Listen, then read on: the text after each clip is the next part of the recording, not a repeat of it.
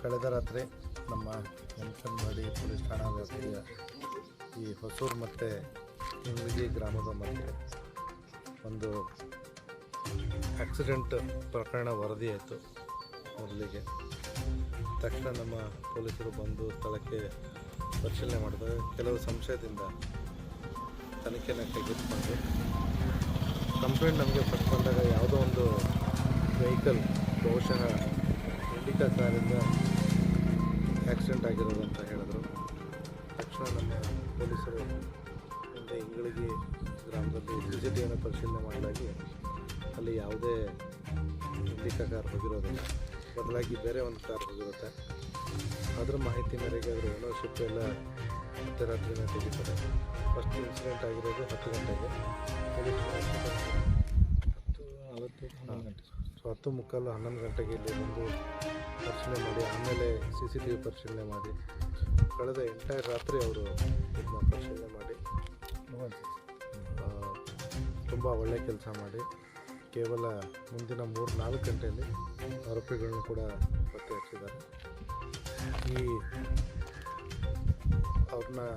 ಆರೋಪಿಗಳನ್ನ ಹಿಡಿದ ಮೇಲೆ ಗೊತ್ತಾಯಿತು ಆರೋಪಿಗಳು ಮತ್ತು ಈ ಬೈಕ್ ಮೇಲೆ ಹೋಗಿರ್ತಕ್ಕಂಥ ಒಬ್ಬ ವ್ಯಕ್ತಿಯ ಮಧ್ಯೆ ಒಂದು ಸಿವಿಲ್ ಡಿಸ್ಪ್ಯೂಟ್ ಇತ್ತು. ಆ ವಿಚಾರವಾಗಿ ನಿನ್ನೆ ದಿವಸ ಈ ಗ್ರಾಮದ ಹಿರಿಯರು ಮತ್ತು ಆ ಕುಟುಂಬದವರು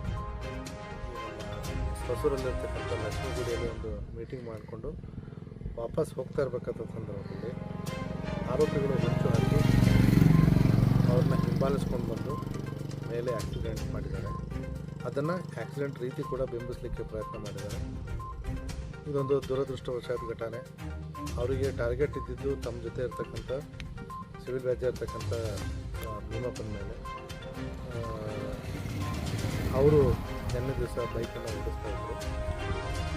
ಅವರ ಹಿಂದೆ ಇನ್ನೂ ಇಬ್ಬರು ಕೂತಿದ್ರು, ಬಾಬು ಮತ್ತು ವಿಠಲ್ ಅಂತ ಹೇಳಿ. ವಿಠಲ್ ಎಲ್ಲಕ್ಕಿಂತ ಹಿಂದೆ ಕೂತಿದ್ರು. ಅವರು ಗ್ರಾಮದ ಹಿರಿಯರು ಮತ್ತು ಸ್ವಲ್ಪ ದೇಹ ಕಾಯ ಬಲಿಷ್ಠವಾಗಿತ್ತು. ಅವರು ಈ ಹಿಂದೆಯಿಂದ ಬಂದು ಅವರಿಗೆ ಡಿಕ್ಕಿ ಹೊಡೆದಾಗ ಅದರ ಇಂಪ್ಯಾಕ್ಟಿಂದ ಅವರು ಫಸ್ಟು ಬಿದ್ದು ಬಿಡ್ತಾರೆ. ಬಿದ್ದು ಆ ವೆಹಿಕಲ್ ಯಾವುದು ನಮ್ಮ ಆ್ಯಕ್ಸಿಡೆಂಟ್ ಮಾಡಿರ್ತಕ್ಕಂಥ ಗಾಡಿ ಅವ್ರನ್ನ ಸುಮಾರು 50 ಮೀಟ್ರ್ವರೆಗೂ ಎಳ್ಕೊಂಡು ಬರುತ್ತೆ. ಅದರ ನಿಶಾನೆಗಳು ತಾವು ಈ ರಸ್ತೆ ಮೇಲೆ ನೋಡ್ಬೋದು. ತದನಂತರ ಆಕ್ಸಿಡೆಂಟ್ ಮಾಡಿರ್ತಕ್ಕಂಥ ವೆಹಿಕಲ್ ಮುಂದೆ ಹೋಗ್ಬಿಟ್ಟು ಮತ್ತೆ ಈ ಬೈಕ್ ಮೇಲೆ ಉಳಿದ ಇಬ್ಬರು ಕೂಡ ಹಾಯಿಸಲಿಕ್ಕೆ ಪ್ರಯತ್ನ ಮಾಡ್ತಾರೆ. ಆ ಸಂದರ್ಭದಲ್ಲಿ ಬೈಕ್ ಮೇಲೆ ಇರ್ತಕ್ಕಂಥ ಇನ್ನೂ ಉಳಿದ ಇಬ್ಬರು ಭೀಮಪ್ಪ ಮತ್ತು ಬಾಬುರು ಕೂಡ ಸಣ್ಣ ಪುಟ್ಟ ಸ್ಕ್ರ್ಯಾಚ್ ಗಾಯಗಳಾಗಿದ್ದಾವೆ. ಬಟ್ ಈ ವ್ಯಕ್ತಿ ಇದು ನಮ್ಮ ವಿಠಲ್ ಜ್ಯೋತಪ್ಪ ಅವರು ಸ್ಥಳದಲ್ಲಿ ಮೃತರಾಗಿರ್ತಾರೆ. ಇವರಿಗೂ ಕೂಡ ಆಕ್ಸಿಡೆಂಟ್ ಆದ ಉಳಿದಿಬ್ಬರು ಕೂಡ ಶಾಕಲ್ಲಿ ಅವರಿಗೆ ಏನೂ ನೋಡಲಿಕ್ಕೆ ಗೊತ್ತಾಗಿರೋದಿಲ್ಲ. ಹಾಗಾಗಿ ಯಾವುದೋ ಒಂದು ಗಾಡಿ ಅಂತ ಹೇಳ್ತಾರೆ. ನಮ್ಮ ಪೊಲೀಸರು ರಾತ್ರಿ ಎಡೆಬಿಡದೆ ಹಲವಾರು ಸೈಂಟಿಫಿಕ್ ಎವಿಡೆನ್ಸನ್ನು ಕಲೆಕ್ಟ್ ಮಾಡಿಕೊಂಡು ಇಲ್ಲಿಂದ ರಾಯಬಾಗಲ್ಲಿ ಆರೋಪಿಗಳ ಗಾಡಿಯನ್ನು ಪತ್ತೆ ಹಚ್ತಾರೆ. ಹೌದು, ಅಲ್ಲಿ ಮನೆ ಹೋಗಿ ತಪ್ಪಿದಾಗ ಗಾಡಿಯಲ್ಲಿ ಇದ್ದವ್ರು ಯಾರು ಇಬ್ಬರು ಅಂತ ಗೊತ್ತಾಗುತ್ತೆ. ಅಲ್ಲಿ ಇನಾಯತ್ ಮುಲ್ಲಾ ಅವ್ರ ಮನೇಲಿ ಇರ್ತಾರೆ ಇವರು. ಸೊ ಅಲ್ಲಿಂದ ಮುಖ್ಯವಾಗಿ ಲಾಜ್ಮಿ ಅನ್ನೋಂಥವನು ಲಾಜ್ಮಿಯನ್ನು ವಶಪಡಿಸ್ಕೊಂಡು ವಿಚಾರಣೆ ಮಾಡಿದಾಗ ಅವ್ರ ಜೊತೆ ಇನ್ನೊಬ್ಬನು ಅವನ ಗೆಳೆಯ ಸದ್ದಾಮನ ಇರ್ತಾನೆ. ಸೊ ಇಬ್ಬರನ್ನ ವಶಪಡಿಸ್ಕೊಂಡು ಈಗ ನಾವು ಮುಂದಿನ ಕಾರ್ಯಕ್ರಮ ಮಾಡ್ತಾ ಇದ್ದೇವೆ. ಲಾಜ್ಮಿ ಡ್ರೈವ್ ಮಾಡ್ತಾ ಇದ್ದ. ಭೀಮಪ್ಪ ಮತ್ತು ಯಾರ ನಡುವೆ ಇರುತ್ತೆ ಸರ್? ನಾನು ಅದನ್ನೇ ಹೇಳ್ತೀನಿ. ಈ ಭೀಮಪ್ಪನ ಕುಟುಂಬದವ್ರದ್ದು 2 ಎಕರೆ 35 ಗುಂಟೆ ಕಳೆದ ಹಲವು ವರ್ಷಗಳಿಂದ ವಿವಾದಕ್ಕೆ ಇರುವಂಥದ್ದು. 2000 ಸುಮಾರು ವರ್ಷಗಳಿಂದ ಈ ಮುಸ್ಲಿಂ ಕುಟುಂಬದವರು ಅದನ್ನು ಅನ್ಅಥರೈಸ್ಡ್ಲಿ ಅಲ್ಲಿ ಕಬ್ಜಾ ತಗೊಂಡು ಬೆಳೆ ಬೆಳೀತಿರ್ತಾರೆ. ಈ ಭೀಮಪ್ಪನ ಕುಟುಂಬದವರು 2011ರಲ್ಲಿ ಮಾನ್ಯ ಉಚ್ಚ ನ್ಯಾಯಾಲಯದಿಂದ, ಯಾಕಂದರೆ ಎಲ್ಲ ಡಾಕ್ಯುಮೆಂಟ್ಸ್ ಅವ್ರ ಹೆಸರಲ್ಲಿ ಇರ್ತವೆ, ಮಾನ್ಯ ಉಚ್ಚ ನ್ಯಾಯಾಲಯದಿಂದ ಒಂದು ಆರ್ಡರ್ ತೊಗೊಂಡ್ಬಂದು ಅದರಲ್ಲಿ ಪೊಲೀಸ್ ಪ್ರೊಟೆಕ್ಷನ್ ತೊಗೊಂಡು ಆ ಜಾಗವನ್ನು ತೆರವುಗೊಳಿಸಿರ್ತಾರೆ, ತಾವು ಕಬ್ಜೆ ತೊಗೊಂಡಿರ್ತಾರೆ. ಈ ಅಕ್ಯೂಸ್ಡ್ ಕುಟುಂಬ, ಈ ಯಾರು ಮುಲ್ತಾನಿ ಕುಟುಂಬ, ಮುಲ್ತಾನಿ ಫ್ಯಾಮಿಲಿ, ಲಾಜ್ಮಿ ಅವರ ತಂದೆ ಗಜಬರ್ ಖಾನ್ ಅಂತ ಹೇಳಿ, ಗಜಬರ್ ಖಾನ್ನ ತಂದೆ ಕಾಸಿಮ್ ಅಂತ. ಕಾಸಿಮನ ಕಾಲದಿಂದನೂ ಇವರು ಅದನ್ನು ಅನಥರೈಸ್ಲಿ ಆಕ್ಯುಪೈ ಮಾಡ್ಕೊಂಡು ಮಾಡ್ತಾ ಇರ್ತಾರೆ.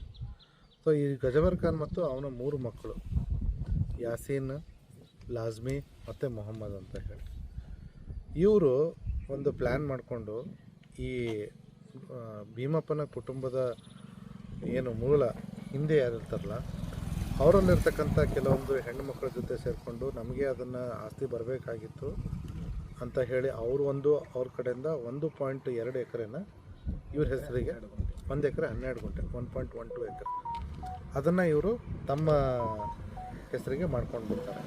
ಮಾಡ್ಕೊಂಡ್ಬಿಟ್ಟು AC ಕೋರ್ಟಲ್ಲಿ ಒಂದು ಆರ್ಡ್ರ್ ತಗೊಳ್ತಾರೆ ಕಳೆದ ವರ್ಷ. ತಗೊಂಡ್ಬಿಟ್ಟು ಇದೇ ವರ್ಷ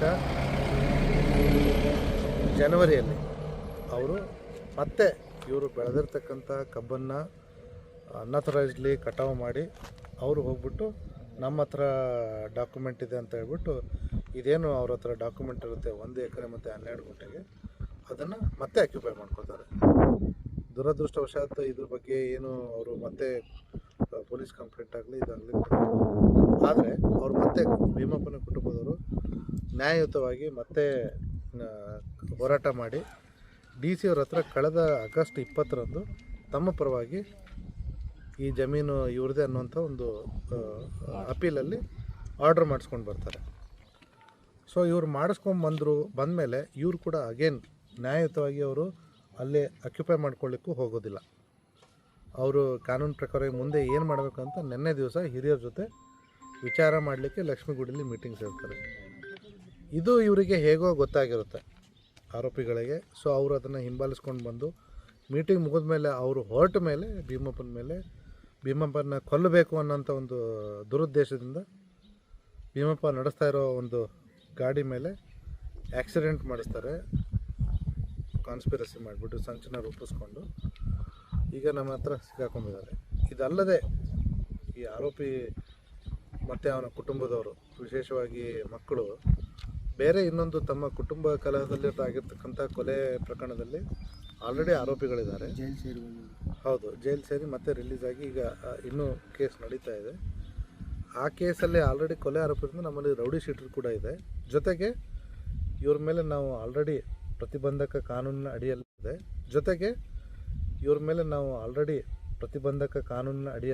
ಇವ್ರ ಮೇಲೆ 107 ಕೂಡ ಮಾಡ್ಕೊಂಡಿದ್ದೀವಿ.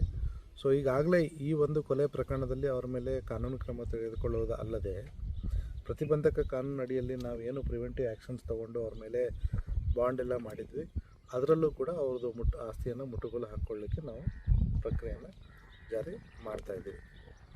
ಒಟ್ಟಾರೆ ಇದೊಂದು ದುರ್ಘಟನೆ ಆಗಿದ್ದರೂ ಕೂಡ ನಮ್ಮ ಯಮಕನಮರಡಿ ಪೊಲೀಸರು ರಾತ್ರೋರಾತ್ರಿ ಒಂದು ಆಕ್ಸಿಡೆಂಟ್ ರೀತಿ ಬಿಂಬಿಸೋ ರೀತಿಯಲ್ಲಿ ಆಗಿರ್ತಕ್ಕಂಥ ಒಂದು ಘಟನೆಯನ್ನು 6 ಗಂಟೆಯಲ್ಲಿ ಕೇವಲ 10 ಗಂಟೆ, ಇವರು ಬಂದಿರೋದು 11 ಗಂಟೆ, ಬೈ 3 o'clock ಆ್ಯಕ್ಚುಲಿ 4 ಗಂಟೆಯಲ್ಲಿ ಎಲ್ಲ ಒಂದು ವೈಜ್ಞಾನಿಕ ತನಿಖೆಯನ್ನು ಮಾಡಿ ಆರೋಪಿಗಳು ಇಲ್ಲಿಂದ ತಪ್ಪಿಸ್ಕೊಂಡು ರಾಯಬಾಗ್ಗೆ ಹೋದರೂ ಕೂಡ ಅದನ್ನು ಛಲವಿಡದ ತ್ರಿಮಿಕ್ರಂತೆ ಮಧ್ಯರಾತ್ರಿ ಹೋಗಿ ಅವ್ರನ್ನ ಪತ್ತೆ ಹಚ್ಚಿ ಅವ್ರ ಮೇಲೆ ಕ್ರಮ ತಗೊಂಡು ಬೆಳಗ್ಗೆ ಅಷ್ಟೊತ್ತಿಗೆ ಈ ಕೇಸನ್ನು ಸಾಲ್ವ್ ಮಾಡಲಿಕ್ಕೆ ಯಶಸ್ವಿಯಾಗಿದ್ದರೆ ಅವರಿಗೆ ಅಭಿನಂದನೆಗಳು. ಮುಂದಿನ ಕಾನೂನು ಕ್ರಮವನ್ನು ನಾವು ತಗೊಳ್ತೀವಿ. ಮೂಲ ಎಲ್ಲ ಆರೋಪಿಗಳು ಇಂಗಳಿಗೆ? ಹೌದು, ಇಂಗಳಿಗೆ.